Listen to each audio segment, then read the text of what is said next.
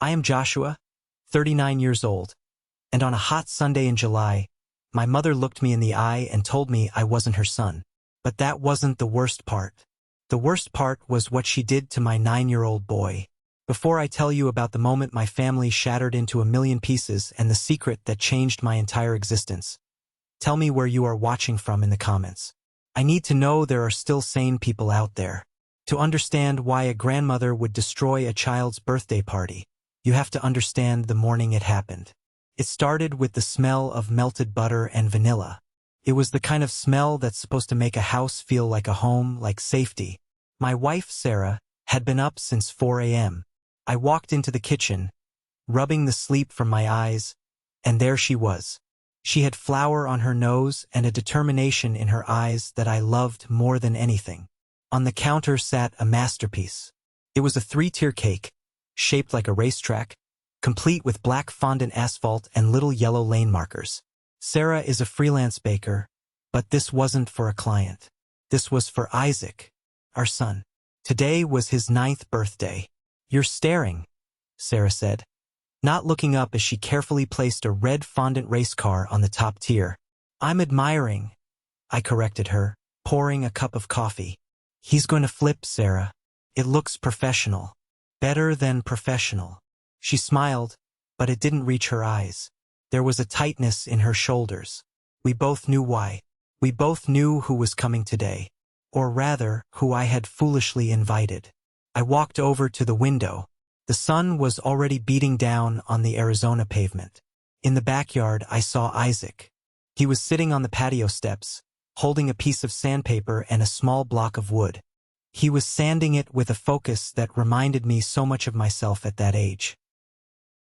I run a garage. I fix cars. I've built a good life with my own 2 hands, repairing what other people break. Isaac loves being in the shop with me. He loves the smell of oil and sawdust. For the last week, he had been working on a secret project for his birthday. I slid the patio door open and stepped out. The heat hit me instantly. Hey, birthday boy, I said. Isaac looked up. His eyes were bright, filled with that innocent, terrifying hope that only children have. He held up the wood. It was a picture frame. He had made it himself from scrap mahogany I had left over from a dashboard restoration. It wasn't perfect. One corner was a little crooked, but he had sanded it until it was as smooth as glass. Dad, he whispered, like he was sharing state secrets. Do you think Grandma Eleanor will like it? My heart squeezed in my chest. Felt like a physical blow. It's beautiful, buddy, I said, crouching down. Why wouldn't she like it? Because she didn't like the drawing last year, Isaac said matter-of-factly. He wasn't complaining, he was just stating data. She said it was messy, but this isn't messy. I sanded it for 3 hours. It's smooth. I looked at my son's hands, covered in fine dust. He was trying to earn her love. He was working for it, sweating for it, just like I had done for 39 years. She's going to love it. I lied. I had to lie. What was I supposed to say? No, son. She won't like it because she looks at us and sees something broken? I went back inside, and Sarah was waiting for me. She wiped her hands on her apron and gave me that look. The one that says, "Are you sure about this?" "Josh," she said quietly, "are you sure you want them here?" You know how she gets. The anxiety is already eating you alive. I can see it in your jaw. I poured more coffee. Black, bitter. She's getting old, Sarah. Dad says she's been reflective lately. Maybe this year will be different. It's his 9th birthday. I don't want him to grow up without grandparents. He has grandparents, Sarah said sharply. He has my parents. He has people who love him. It's my mom, I said, the defense automatic, ingrained in me since childhood. She promised Dad she'd behave. Dad said she bought a gift. Sarah sighed. She walked over and fixed my collar, her touch gentle. I love you, Joshua, but I'm telling you right now, if she hurts him, if she makes him feel small, she won't, I said. I won't let her. I wanted to believe it. God, I wanted to believe it. I wanted to believe that the woman who raised me could look at her grandson and feel a spark of warmth. I wanted to believe that the coldness I had grown up with was just a personality quirk, not a verdict on my existence. But as the clock ticked closer to 2 p.m., a heavy dread settled in my stomach. Felt like I had swallowed a stone. I busied myself setting up the folding chairs in the yard. I checked the cooler. I checked the grill. I did everything to avoid the truth gnawing at me. Invitation. That's a funny word. I had practically begged them to come. I had called 3 times. I had coordinated with my father, Robert. I had promised my brother, Caleb, that there would be top-shelf whiskey if he just showed up. I was 39 years old, a business owner, a father, a husband. And yet, I was still that little boy waiting by the window, hoping Mom would come home and actually be happy to see me. At 1:45 p.m., I saw Isaac running around the yard, placing the handmade wooden frame on the gift table, right at the front. He wanted it to be the first thing she saw. He ran back to me, beaming. "I'm ready, Dad," he said. "I'm really ready." I ruffled his hair. "You look sharp, kid." Inside, the house was perfect. The cake was perfect. My family was perfect. We were happy. We didn't need them. I knew that intellectually, but emotionally, I was starving for a crumb of approval. My phone buzzed in my pocket. A text from my brother, Caleb. "We are coming. Mom is in a mood. The traffic on the I-10 was bad. Good luck, brother." Good luck? I muttered to myself. I wasn't going to need luck. I needed a miracle. I didn't know it then, but I was setting the stage for the worst day of my life. I was inviting the wolf into the sheep pen, and I was opening the gate wide. I looked at Sarah, who was lighting the candles on the cake just to test the spacing. She looked up and smiled, but I saw her hand trembling slightly. She knew. A mother's intuition is a terrifying thing. She knew something was coming. I just prayed it wouldn't be a disaster. I prayed for a normal, boring birthday party. I should have prayed harder. At 2:15 p.m., the atmosphere in the backyard shifted. The air grew heavy, static. I was fiddling with the Bluetooth speaker, pretending to adjust the volume, but my eyes were glued to the driveway. Then I saw it. It wasn't just a car. It was a statement. A black Rolls-Royce Phantom glided down our modest suburban street like a shark swimming through a pond of minnows. It looked ridiculous parked next to my neighbor's Honda Civics and my own Ford F-150. My mother, Eleanor, didn't travel. She arrived. The car stopped. The engine cut, but no one got out. 10 minutes passed. The windows were tinted so dark I couldn't see inside, but I knew what was happening. I'd lived it 1,000 times. She was composing herself. She was putting on the mask. Or maybe she was berating my father. I walked out to the front porch, wiping my grease-stained hands on a rag out of habit, even though I had scrubbed them raw an hour ago. I stood there, feeling like a valet at my own house. I stepped closer, intending to knock, when the window cracked open just an inch. The sound of their voices drifted out into the hot afternoon air. "Don't understand why I have to be here, Robert. It's sweltering. And the neighborhood." That was my mother. Her voice was ice, sharp and clear. "Eleanor, please." My dad's voice sounded tired, worn down. "It's a few hours. Dominic is our son. Isaac is our grandson. You promised." "I promised I would attend," she snapped. "I didn't promise to enjoy this charade. How many years, Robert? How many years do I have to pretend?" "Pretend?" I froze. My hand hovered over the door handle. "Pretend what? That she loved me? That we were a family?" "Quiet," Dad hissed. "He's coming." The door opened. My father, Robert, stepped out first. He looked older than I remembered. His suit was expensive Italian silk, but it hung loosely on his frame. He looked at me, and for a second, I saw panic in his eyes. "Joshua," he said, too loudly. He rushed over and grabbed my hand, shaking it vigorously. Happy day for the boy, yes?" Then she stepped out. Eleanor, my mother. She was 65 but looked 50. Not a hair out of place. Her dress probably cost more than my first set of tools. She wore sunglasses big enough to hide half her face. She looked at my house, at the peeling paint on the fence I hadn't gotten around to fixing, and her lip curled. Just a millimeter. But I saw it. "Hello, Mother," I said. I leaned in to hug her. She stiffened. She turned her cheek so my lips brushed the air next to her ear. "Joshua," she said, "you look tired. Is business slow?" "Business is great, actually," I said, pulling back. "We're expanding the garage next month." She hummed.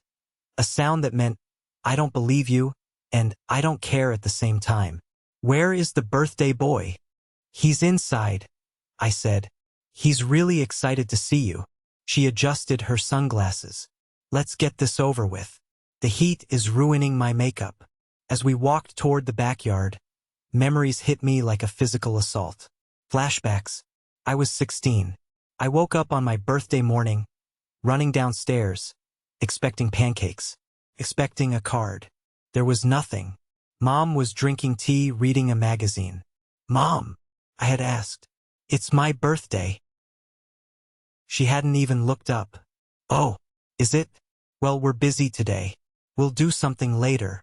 Later never came. 2 years later, for my brother Caleb's 16th, she rented out a country club. There was a band. There was a specialized cake from Paris. And there was a Porsche 911 with a red bow in the driveway. I shook my head, trying to clear the fog of the past. "Not today," I told myself. "Focus on Isaac." We walked into the backyard. Isaac was waiting. He had been watching through the sliding door. As soon as he saw them, he burst out. "Grandma! Grandpa!" He ran to them. He didn't notice her stiffness. He didn't notice the way she recoiled slightly as he approached with his sticky, excited hands. "Careful," she said sharply as he hugged her legs. "This is silk, Isaac. Silk stains." Isaac pulled back, confused. "Sorry, Grandma. I missed you." "Yes, well," she patted his shoulder with the tips of her fingers. Like she was touching a stray dog she didn't want to catch fleas from. "Happy birthday. You're growing." That was it. "No, I love you." "No, I missed you too." My dad stepped in, awkward as always. "Hey, champ. Look at you. Big 9. We got you something." He reached into his pocket. "Frank." Mom snapped. "Not now. We do gifts at the proper time. Don't spoil the schedule." Dad wilted. He put his hand back in his pocket. "Right. Later." I led them to the VIP table I had set up in the shade. The best spot. I got them iced tea. I got them appetizers. I served them like a waiter. "Where is your brother?" Mom asked, scanning the yard, ignoring the neighbors who were waving at her. "Caleb said he's on his way," I said. "Typical," she sighed, but her voice was fond. "He works so hard. You know, he just closed that merger? A multimillion-dollar deal. He's exhausted, poor thing." I clenched my jaw. I had just told her I was expanding my business, and she hadn't blinked. "Caleb closes a deal and he's a martyr." "Yeah, he's great," I said, the bitterness tasting like acid in my mouth. "He is," she agreed. "He's special." I walked away before I said something I would regret. I went over to Sarah, who was manning the grill. "How is it going?" she asked, flipping a burger with unnecessary force. "She told Isaac not to touch her dress," I whispered. Sarah's eyes flashed. "If she ruins this cake moment, Josh, I swear." "She won't," I said, trying to convince myself. "She's just settling in." But as I looked back at the table, I saw my mother take out her phone. She put in earbuds. At her grandson's birthday party, she was checking out. She was physically present, but emotionally, she was a million miles away. And Isaac, he was watching her. He was standing by the gift table, holding his wooden frame, waiting for her to look up. Just once. She didn't. The piece, if you could call it that, lasted about 20 minutes. Then the real show began. A low rumble shook the ground. It wasn't thunder. It was an engine. A bright yellow Lamborghini Urus turned the corner and roared into my driveway. Parking right behind the Rolls-Royce, effectively blocking everyone else in. Caleb, the golden child. He stepped out wearing a polo shirt that cost more than my monthly mortgage payment. He looked like he had just stepped off a yacht. Behind him, his wife, Jessica, and their twin daughters, Sophie and Chloe, spilled out of the car. The twins were 7, dressed in matching designer outfits that looked like miniature versions of what my mother wore. "The party has arrived," Caleb shouted, spreading his arms wide. I watched from the grill. I saw my mother's reaction. It was like someone had flipped a switch. The bored, stone-faced woman sitting in the corner vanished. In her place was a beaming, radiant grandmother. She pulled the earbuds out. She stood up, something she hadn't done for me or Isaac, and practically ran across the grass. "Oh, my darlings!" she shrieked. "Sophie, Chloe."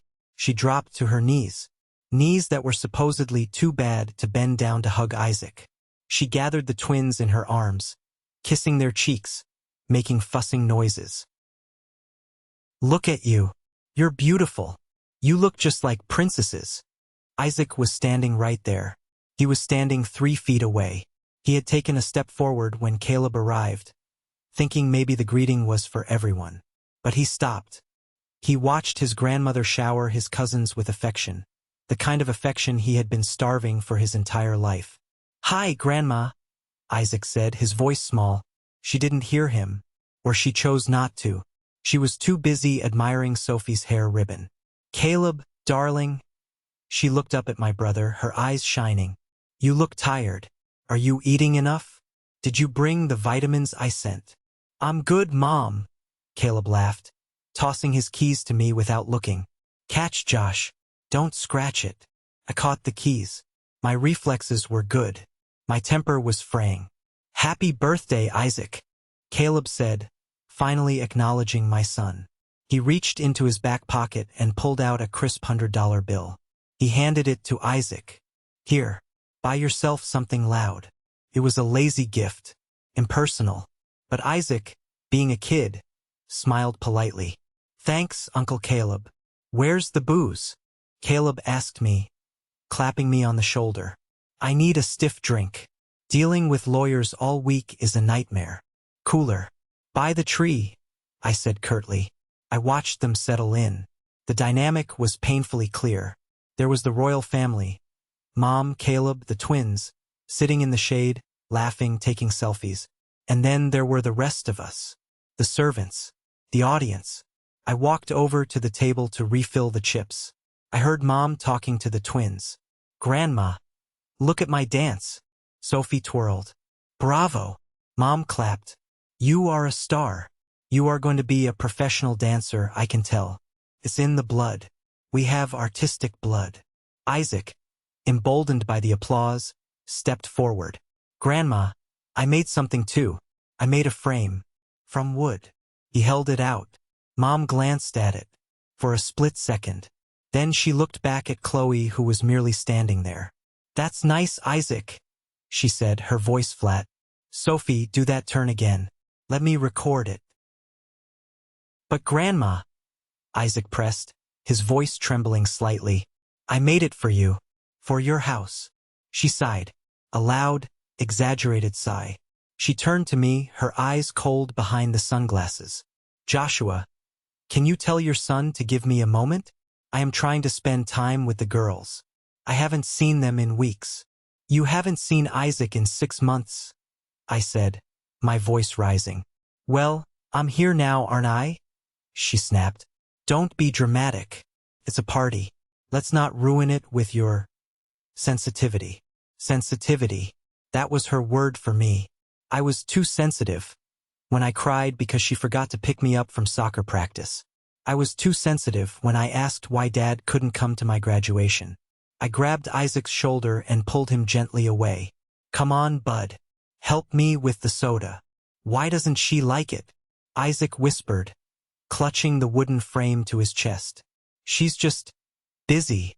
I lied again. The lie tasted like ash. "She's not busy," Isaac said. "She's taking pictures."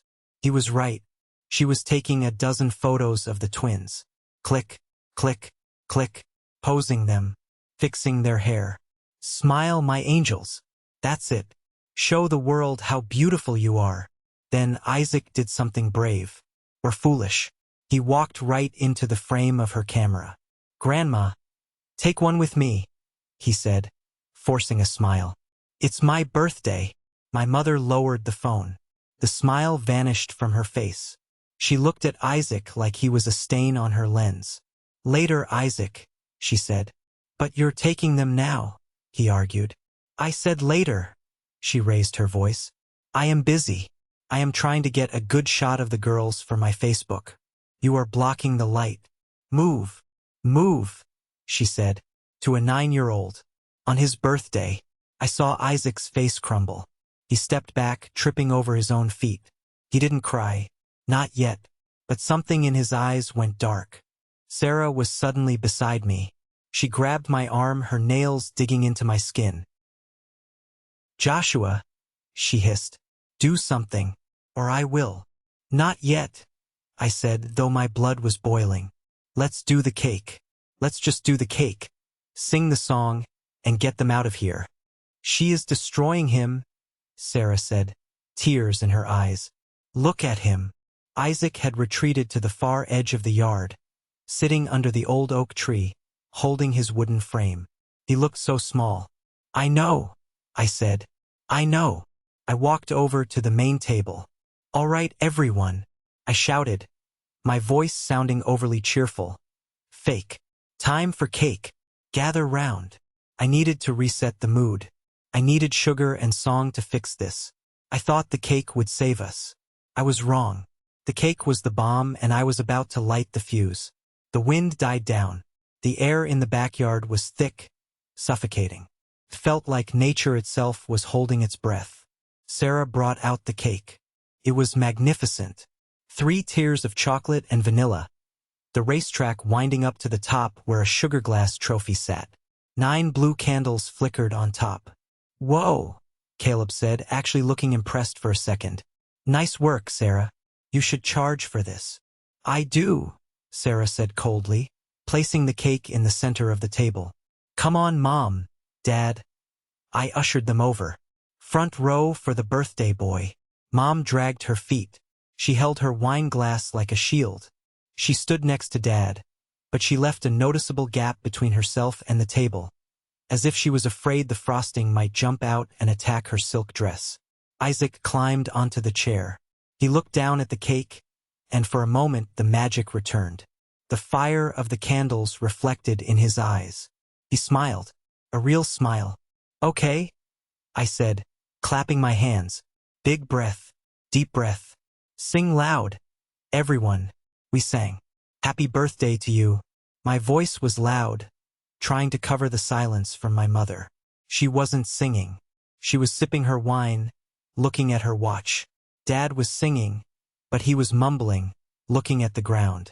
Caleb was singing, but he was checking his phone mid-verse. Happy birthday, dear Isaac. Sarah sang the loudest. Her voice was shaking, but it was fierce. She was singing protection over our son. Happy birthday to you. Yay! The neighbors clapped. Okay, Isaac, I said, placing my hand on his small back. Make a wish. A big one. The yard went quiet. This was the holy moment of childhood. The moment where anything is possible. Isaac closed his eyes. He stood there for a long time. 5 seconds. 10 seconds. The candles flickered. Wax dripped onto the black fondant road. Come on, kid, Caleb muttered. Ice cream is melting. Isaac opened his eyes. He didn't blow out the candles. Instead, he looked up. He looked past me, past Sarah, past his grandpa. He locked eyes with Eleanor. The silence stretched. A bird chirped somewhere, sounding strangely loud. Well, Mom said, annoyed. Blow them out. The smoke bothers me. Isaac took a deep breath. But he didn't blow. He spoke. I wish. His voice was small, trembling, but clear enough for everyone to hear. I wish Grandma didn't hate me anymore. The sound of a glass shattering broke the silence. Mrs. Higgins, our neighbor, had dropped her lemonade. But no one looked at her. Every eye was on Isaac, then on Mom. My heart stopped. I felt the blood drain from my face. I looked at Sarah. She had her hand over her mouth. Isaac wasn't done. He turned his whole body toward her. The tears finally spilled over, cutting tracks through the dust on his cheeks. "I see you," he said, his voice hitching. "I see you hug Sophie. I see you hug Chloe. You bring them presents. You never hug me. You never look at me." "Isaac," Dad started, his voice weak. "No," Isaac shouted. It was a cry of pure, unadulterated pain. "What did I do wrong? Grandma, tell me. I tried to be good. I made you the frame. I got straight A's like Dad said. Why don't you love me?" The air was sucked out of the yard. It was a vacuum of horror. Mom stood there. Her face went from pale to pink to a deep, ugly red. Her knuckles were white around her wine glass. "I love you," Isaac sobbed, wiping his nose. "I really do love you. I just want you to love me back." It was the most heartbreaking thing I have ever heard. My son, begging for the bare minimum. I stepped forward. The shock was wearing off, replaced by a cold, protective rage. "Mom," I said, my voice low. "Say something. Fix this. Now." She didn't look at me. She stared at Isaac. And then, she did the unthinkable. She laughed. It wasn't a happy laugh. It was a cruel, bitter, incredulous sound. Like a bark. "Love you," she said. Her voice was shaking, not with sorrow, but with fury. "You want me to love you?" She took a step toward the table. "Eleanor, stop," Dad warned, reaching for her arm. She shook him off. "No. I am done pretending. I am done with this charade." She looked at Isaac with a look of pure disgust. "You ask what you know about me? You know nothing. You look at me with those eyes. Those begging eyes." "Mom," I yelled. "That is enough." "It is not enough," she screamed, losing all composure. The mask was gone. The elegant society woman was gone. There was only a monster left. "Don't make me claim. That thing is my grandson. That thing." I stepped in front of Isaac, shielding him. "He is your flesh and blood." "No, he is not." The scream tore through the afternoon. And then she lunged. She didn't lunge at me. She lunged at the table. Her hands, manicured and jeweled, grabbed the bottom tier of the cake. "Mom, no," Caleb shouted, dropping his drink. But it was too late. With a strength I didn't know she possessed, fueled by 40 years of hatred, she lifted the cake. The candles were still burning, and she threw it. Time slowed down. I saw the cake leave her hands. I saw the rotation of the tears. I saw the little red race car detach and fly through the air. I tried to move. I tried to jump in front of it. But I was too slow. Thwack. The sound was wet and heavy. The three-tier cake slammed directly into Isaac's chest and face. The force of it knocked him backward off the chair. He hit the grass with a thud, buried under 5 pounds of frosting, sponge, and fondant. "Isaac!" Sarah screamed. For a second, there was absolute silence. Then the wailing started. Isaac wasn't crying from pain. The cake was soft. He was crying from the humiliation, the shock, the sheer violence of the rejection. He sat up, coughing, wiping blue frosting from his eyes. His new birthday shirt was ruined. His face was a mask of sugar and tears. I stood there, frozen, my brain unable to process what I had just witnessed. My mother had thrown a cake at a 9-year-old child. She stood over him, chest heaving. Frosting splattered her silk dress, her shoes, her face. She looked deranged. "You are not my grandson," she screamed, pointing a shaking finger at the boy on the ground. "You will never be my grandson. You have no right to call me grandma. What is wrong with you?" I roared. I shoved past the table, grabbing her by the shoulders. I wanted to shake her. I wanted to hurt her. "He is a child. Are you insane? Get off me!" she shrieked, clawing at my face. "I hate him. I hate looking at him. Every time I see him, I see her." "Her?" I froze. "Who is her?" My dad, Robert, suddenly collapsed onto a chair. He put his head in his hands and started to sob. Great, heaving sobs that shook his entire body. "Eleanor, please," Dad moaned. "Don't." "I will." She turned on him. "I have carried this for 39 years, Robert. 39 years of raising her son. Acting like he is mine. I can't do it anymore. Not when this little replica of her is staring at me." She pointed at Isaac. Then she pointed at me. "You want to know why I don't love you, Joshua?" She hissed, her face inches from mine. "You want to know why you were never good enough? Why I forgot your birthdays? Why I couldn't stand to touch you?" "Why?" I whispered. My knees felt weak. "Because you aren't mine." She spat the words out. "You are not my son." The world tilted on its axis. The backyard spun. "What?" "Tell him, Robert." She screamed at my father. "Tell him about your little whore. Tell him about Isabella." Isabella. The name hung in the air like smoke. I turned to my father. He looked gray, defeated. He looked up at me, tears streaming down his face. "Dad," I asked, my voice breaking, "what is she talking about?" Dad took a shaky breath. He looked at Caleb, who was standing there with his mouth open, looking from Mom to Dad. Dad started, then choked. "Joshua, before I married Eleanor, there was a woman." "A woman," I repeated. "Isabella," Dad whispered. She worked at a lounge on 4th Street.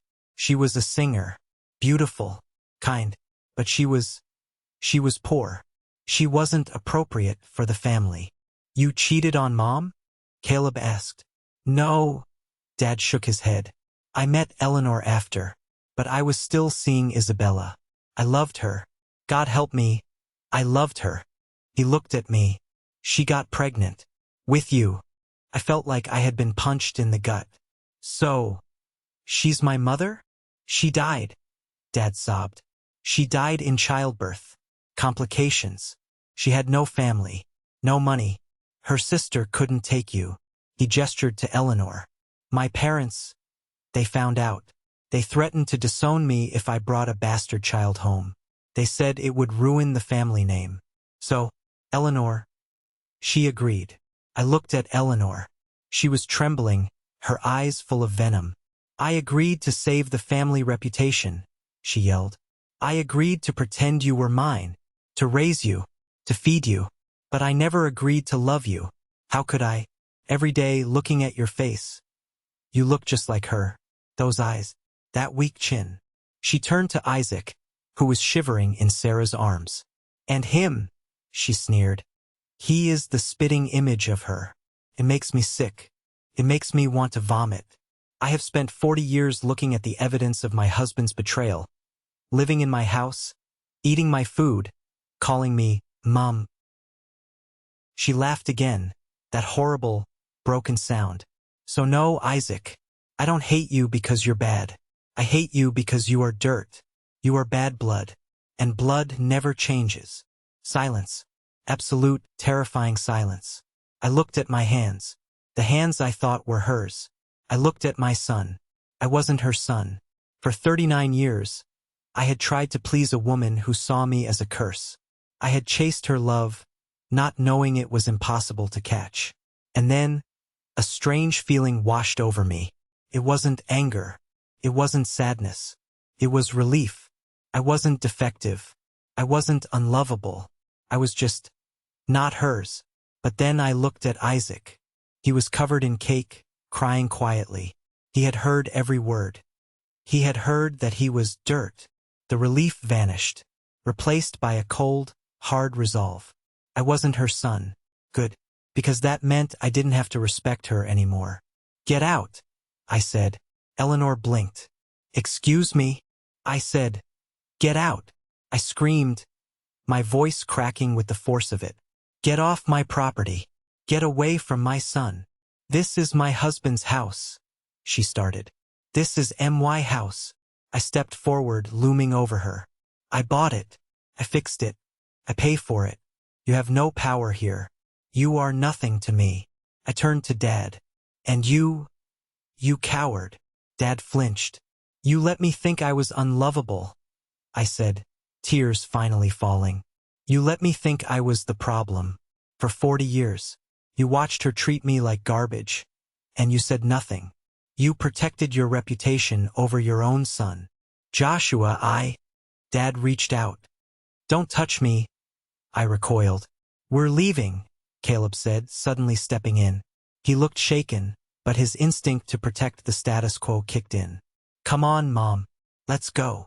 I'm not finished, Eleanor ranted. I want that cake off my dress.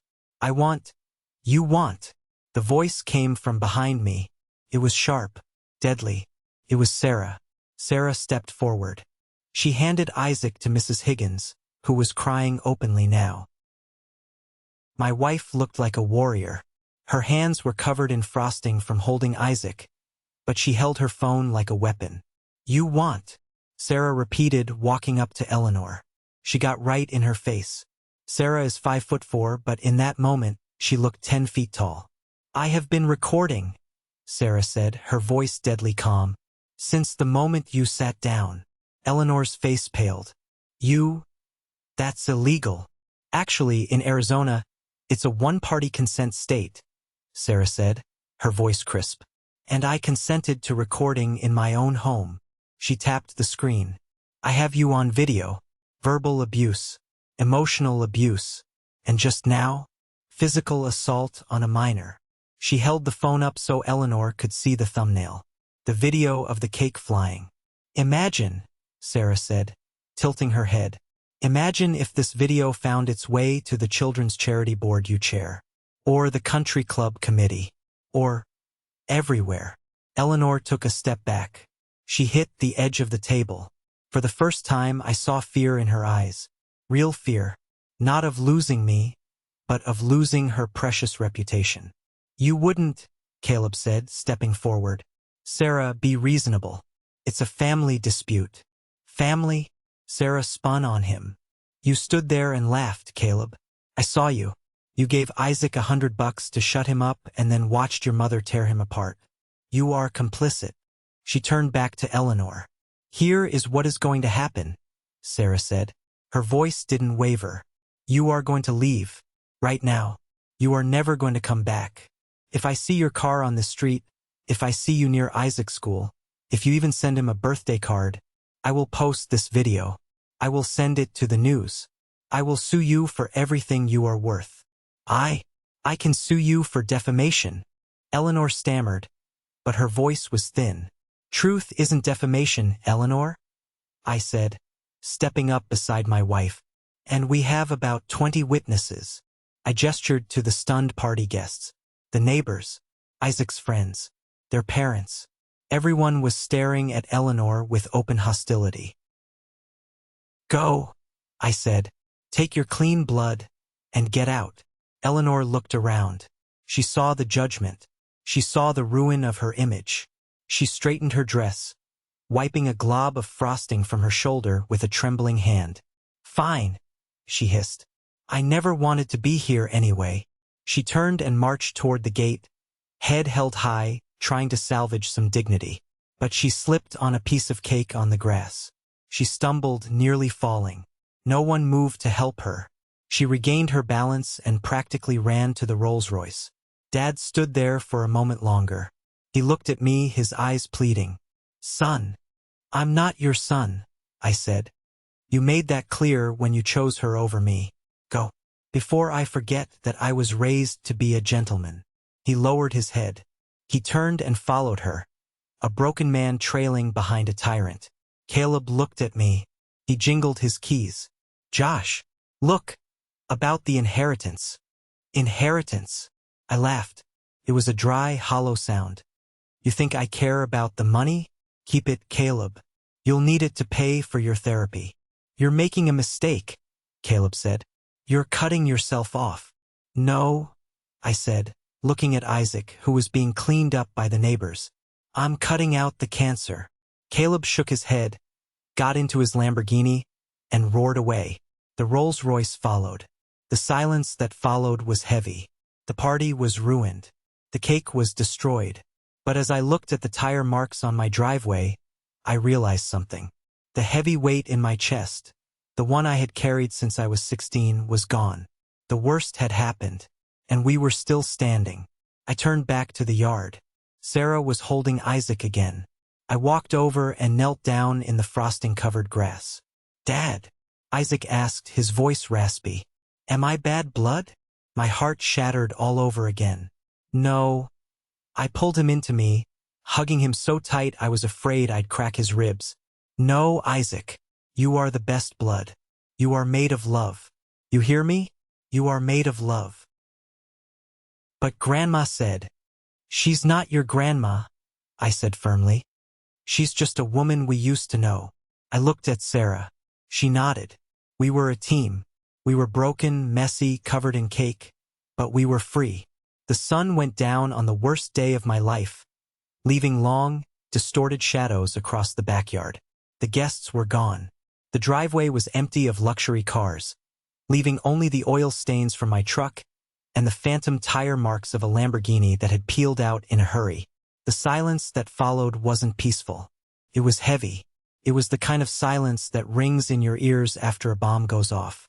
Sarah and I spent the next hour cleaning up the wreckage. Felt like a crime scene. I grabbed the hose to wash the blue frosting off the patio stones. As the water hit the sugar, it dissolved into a sticky, dark puddle that ran into the grass. I scrubbed harder than I needed to. I wanted to scrub the memory of my mother, no Eleanor, out of the concrete. I wanted to wash away the sound of her voice screaming that my son was dirt. Isaac was inside, showered and changed. He was sitting on the couch, staring at the blank television screen. He hadn't said a word since I told him he was made of love. I walked into the living room, wiping my hands on a towel. The adrenaline was fading, replaced by a bone-deep exhaustion. I sat down next to my son. He looked so small. The bruise on his forehead where the fondant race car had hit him was turning a dark, angry purple. "Buddy," I said softly. Isaac didn't look at me. He was twisting the hem of his t-shirt.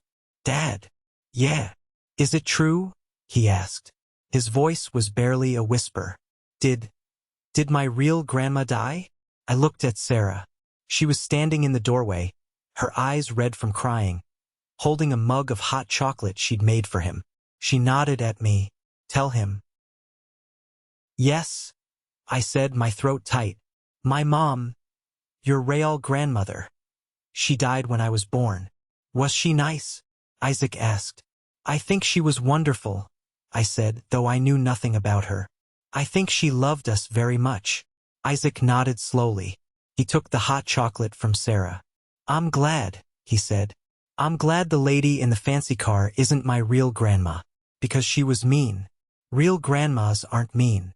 That sentence broke me. It was so simple, so true. The next 2 weeks were a blur.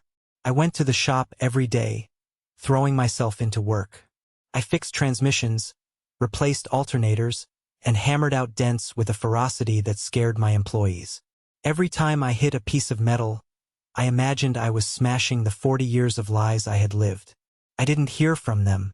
No calls from Eleanor. No texts from Caleb. It was as if I had ceased to exist the moment I kicked them off my property. And honestly, it was peaceful.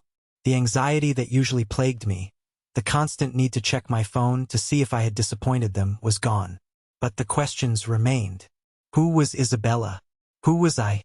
On a Tuesday evening, 14 days after the birthday disaster, a taxi pulled up to my house.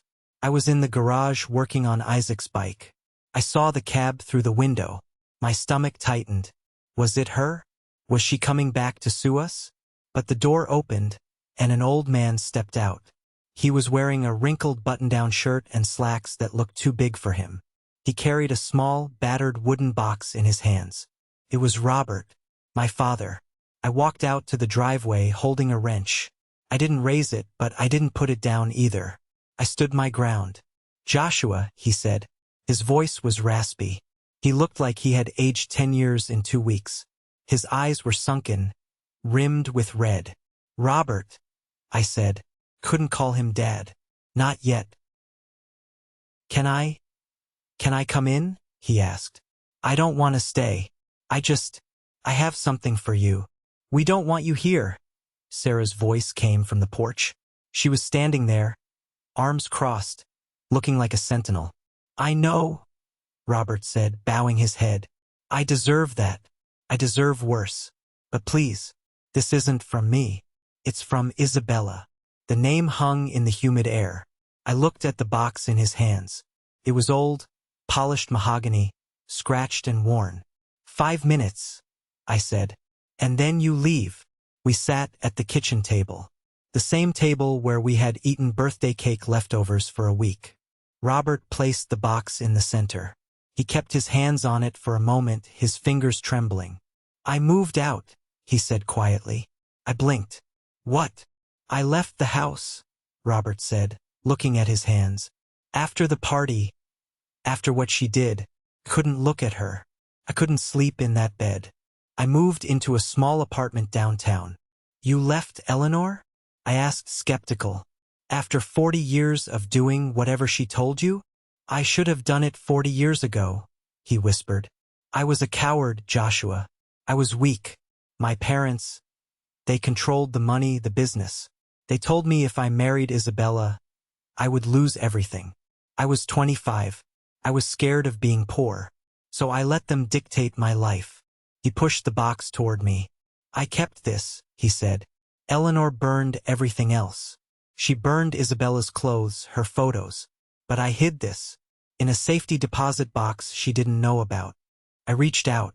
My hand shook as I touched the smooth wood. Open it, Robert said. I lifted the lid. The smell of lavender and old paper drifted out. Inside there were 3 things. A silver ring with a small blue sapphire, a stack of Polaroid photos, and a letter, sealed in a yellowed envelope. I picked up the photos first. My breath caught in my throat. The woman in the picture was beautiful. She had dark, curly hair and a smile that lit up the room. She was wearing a simple sundress, standing in front of a microphone in a smoky lounge. But it was her eyes. They were my eyes. They were Isaac's eyes. She was a jazz singer, Robert said softly. She had a voice like velvet. She didn't have much money, but she was rich in spirit. She laughed loud. She loved hard. I flipped to the next photo. It was her, heavily pregnant. She was holding her belly, looking down at it with an expression of such pure, unadulterated love that it made my chest ache. She loved you before you were even born, Robert said, tears sliding down his cheeks. She used to sing to you. She called you her little note. I picked up the ring. It was simple, cheap silver, not like the diamonds Eleanor wore. I gave her that, Robert said. It was all I could afford with my own money. We were unofficially engaged. Then I reached for the letter. It was addressed to my son. Read it, Robert urged. I opened the envelope. The paper was brittle. The handwriting was looping and artistic. My dearest son, if you are reading this, it means I am not there to hold you. The doctors say things might get complicated, and my heart has been weak. But I need you to know something, my sweet boy. You were not a mistake. You were not an accident. You were the best thing that ever happened to me. I have fought for you, prayed for you, and sung to you every night. The world can be cold. People can be cruel. They might judge you for where you come from or who your parents are. But listen to your mother. You are made of stardust and music. You are worthy of love just because you exist. Be kind, be brave, and know that even if I am not there, I am in the wind, in the rain, and in the beat of your heart. I love you, forever and always. Mom. I put the letter down. Couldn't see. The tears were coming too fast, hot and blinding. For 39 years, I had thought I was a burden, a mistake, bad blood. And here, in faded ink, was the truth. I was wanted. I was loved. I felt a hand on my shoulder. It was Sarah. She was crying too. She sounded amazing, Sarah whispered. I looked up at Robert. He was weeping openly now. I'm sorry, he choked out. I am so sorry, Joshua. I let Eleanor poison you. I let her make you feel small because I was too afraid to stand up to her. I failed Isabella. And I failed you. He reached into his pocket and pulled out a bank book. Isabella didn't have much, he said. But she had a small life insurance policy, and she saved tips. When she died, I took that money. Eleanor wanted me to spend it, to forget it, but I put it in a trust. I invested it. I never touched a cent. I couldn't. He slid the book across the table. It's not millions, he said. It's not what Caleb will get, but it's yours. It's hers. It's grown over 40 years. It's about $200,000. I looked at the number. It was enough to pay off the mortgage. Enough to send Isaac to college. Enough to expand the garage. But it wasn't the money that mattered. It was the fact that my mother, the fallen woman, the whore Eleanor despised, had left me a legacy. I don't want your money, Robert, I said, my voice thick. It's not my money, he insisted. It's your mother's. Please, take it. Use it for Isaac. Don't let my mistakes rob him of his future too. I looked at the bank book. Then I looked at the letter. Okay, I said. For Isaac. Robert nodded, wiping his face with a handkerchief. There is one more thing. Isabella had a sister, Evelyn. She's alive? I asked. Yes, she lives in Tucson. Eleanor forbade me from contacting her. She threatened to ruin Evelyn's life if she tried to see you. But I called her yesterday. I told her the truth. She wants to see you. He wrote a number on a piece of paper. Call her, he said. She has been waiting for you for 40 years. Robert stood up. He looked at me, then at the door. He didn't ask for forgiveness. He knew he hadn't earned it yet. I'll go, he said. Happy late birthday to Isaac. Tell him his grandfather is trying to be a better man. He walked to the door. Robert, I called out. He stopped, hand on the frame. Thank you for the box, I said. And don't be a stranger. If you really left her, if you're really trying, maybe we can get coffee. Sometime. It wasn't forgiveness, but it was an open door. He nodded, a ghost of a smile on his face. I would like that very much. The next Sunday we drove to Tucson. Evelyn lived in a small, colorful house filled with plants and wind chimes. When I stepped out of the truck, she ran out the door. She was older than the woman in the photos, her hair gray, but the smile was the same. She didn't shake my hand. She didn't hesitate. She grabbed me and pulled me into a hug that smelled like sage and rain. Oh my God! She sobbed into my shoulder. Oh Joshua, you have her eyes. You have her eyes. We sat on her porch for hours. She told me stories about Isabella. How she burned toast. How she laughed at bad jokes. How she loved to dance in the rain. I wasn't the bastard son of a shameful secret anymore. I was the nephew of a woman who loved me. I was the son of a woman who sang to me. Isaac sat on the floor, playing with Evelyn's cat, listening to stories about his real grandma. She would have loved you, Isaac, Evelyn told him. She would have spoiled you rotten. I know, Isaac said, smiling. She sent me a letter. Driving home that night, the desert sky was full of stars. Sarah was asleep in the passenger seat, her hand resting on my arm. Isaac was snoring in the back. I looked at the road ahead. The bitterness was fading. The anger at Eleanor was still there, but it was smaller now. It was like a stone in my shoe rather than a boulder on my chest. I had a past. I had a legacy. And for the first time in 39 years, I knew exactly who I was. 6 months later, the sound of an air compressor hissing is music to my ears. I wiped the grease from my hands and looked out over the shop floor. Joshua's Auto Repair had a new sign out front. It was bigger, brighter. Underneath, in smaller letters, I had added EST 2005, family owned. And I meant real family.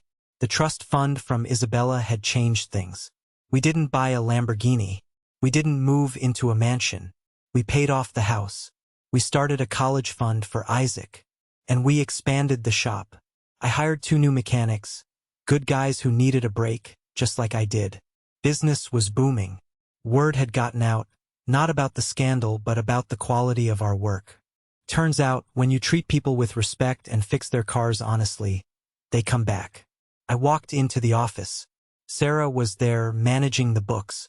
She looked up and smiled. A real, relaxed smile. The tension that used to live in her shoulders was gone. "Hey boss," she teased. "Mr. Sterling just called. He wants to know if you can look at his vintage Jaguar. He says he doesn't trust the dealership." Mr. Sterling was one of the wealthiest men in town. He used to be friends with Eleanor. "Tell him to bring it in," I said. "But tell him there's a 2-week wait list." Sarah laughed. "I love saying that." I looked at the calendar on the wall. It was January, Isaac's half-birthday. "How's the kid?" I asked. "He's good," Sarah said, her voice softening. "He got an A on his history project. And he asked if Grandpa Robert could come to his soccer game on Saturday. And I told him yes," Sarah said. "Robert has been consistent." It was true. My father, my real father, the one who was emerging from the shadow of Eleanor, showed up. He lived in a small apartment, drove a used Toyota I had helped him pick out, and he looked happier than I had ever seen him. He came to dinner every Sunday. He didn't bring expensive gifts. He brought stories. He brought presents. He was learning how to be a dad at 70 years old. We still didn't talk much about Eleanor. But news travels fast in a small town. Rumors swirled. I heard from a parts supplier that the Rolls-Royce was rarely seen these days. Eleanor had become a pariah. The video Sarah threatened to release never went public. We didn't need to be that cruel. But the truth has a way of leaking. The neighbors talked. The party guests talked. People knew what she had done. They knew she had thrown a cake at a child. And in polite society, abuse is tolerated only until it becomes public embarrassment. The charity boards quietly asked her to step down. The ladies who lunch stopped inviting her. And Caleb? The golden child? He was miserable. With Dad gone, the full weight of Eleanor's controlling nature fell on him. I saw him once at the gas station. He looked tired. He was driving the Lamborghini, but he looked like he was driving a hearse. "Hey Josh," he had said, looking at his feet. "Caleb," I nodded. She's getting worse," he muttered. "She calls me 10 times a day. She screams if I'm 5 minutes late. She's lonely, Josh. She asks about you." "She doesn't ask about me," I corrected him. "She asks about her property. She wants to know if she can control me again." Caleb sighed. "Yeah, probably. You're lucky, you know? You got out." "I didn't get out, Caleb," I said, putting the nozzle back in the pump. "I was pushed.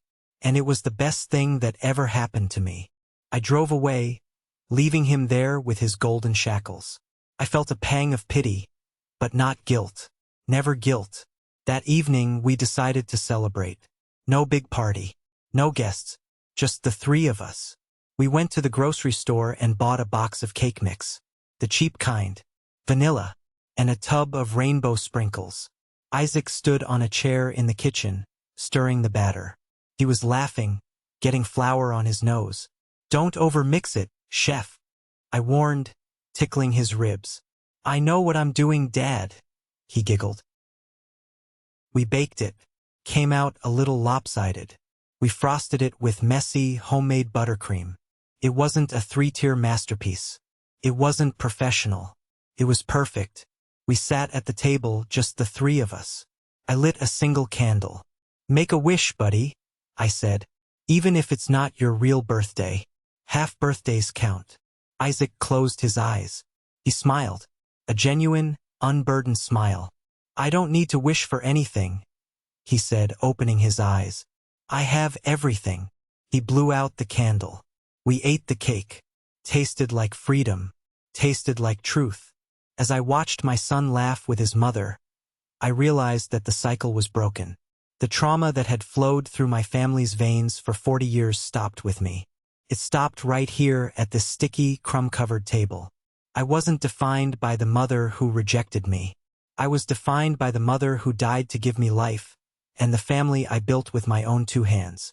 I thought about the letter in the wooden box. "You are made of stardust and music." I looked at Isaac. He wasn't dirt. He wasn't bad blood. He was my son. And that was enough. Friends, thank you for walking this painful but liberating road with me. If there is one thing I want you to take away from my story, it is this: family is not defined by blood. It is defined by behavior. We are often taught that we must honor our parents, no matter how toxic they are. We are told to keep the peace, to swallow our pain, to pretend for the sake of reputation. But my story is proof that silence is not a virtue when it protects an abuser. If you are holding on to a relationship that hurts you, simply because you share a last name or DNA, please hear me. You have the right to walk away. You have the right to protect your peace and, most importantly, to protect your children. Do not let the trauma of your past become the inheritance of your future. You can break the cycle. You can build a new table where love is served, not judgment. Now, I want to hear from you. What is the one quality you believe makes a real family? Is it loyalty? Is it unconditional love? Or is it simply showing up? Please leave your thoughts in the comments below. Or, if this story helped you realize your own worth, just comment good, so I know we are connected. Your interaction helps this message reach others who might be suffering in silence. Thank you for listening. You are made of love. Don't ever forget that.